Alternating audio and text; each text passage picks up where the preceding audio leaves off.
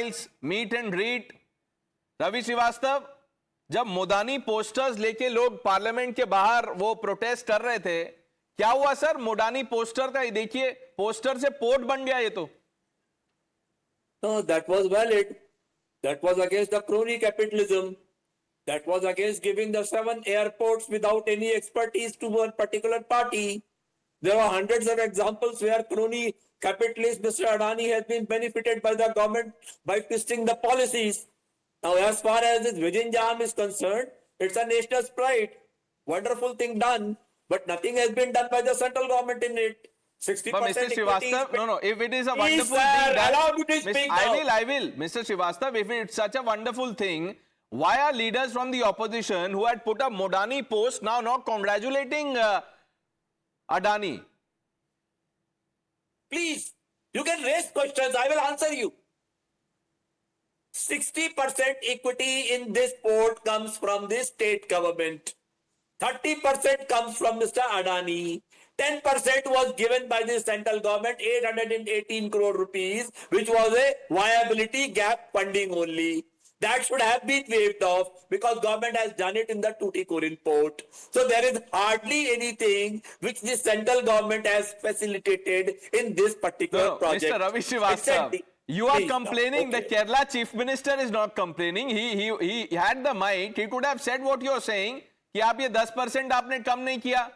And I am not asking you to congratulate Modi. I am saying say a few good things about Adani because you said that he is a crony capitalist. You've called him a crony capitalist. Look at these pictures. Modani posters, the Modani protest. What happened? Your alliance partner was there, Karan. So, Pranesh, the fact of the matter is that all these parties, whether it's the Congress party, the communists, everyone, they lined up, and the way they ostracized Adani for that fake Hindenburg hit job, which was later rebuffed by the Supreme Court appointed panel. And by the way, Hindenburg has shut its shop also. I think they all owe an apology today to Adani and to the great Indian corporate story at large. It's very easy sitting in air-conditioned chambers or going out on the streets for communists or Congress party people to, ostracize businessmen and hurl abuses at them. Adani and all these corporates, those who are invested in big, heavy infrastructure, they do not get a penny back for years together. They slog it out, face the worst of queries, the worst of investigations, appellate tribunals, everything, and they do it because yes, they are committed to returning it on investment for their shareholders, and because they are also invested in the great story of this nation's growth.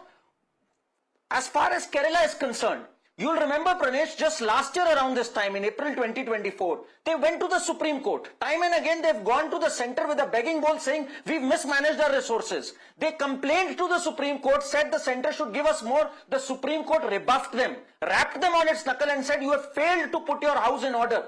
Kerala is one of the worst performing economies today in our country. And now they are beginning to realize that it's not cool to ostracize businessmen, abuse them, but actually encourage investment. It's businessmen who employ people. It's businessmen who contribute, and especially critical infrastructure like this. Sanju ji very eloquently put it. I'll just give you one hard fact. We are going to save $220 million per year because of this project.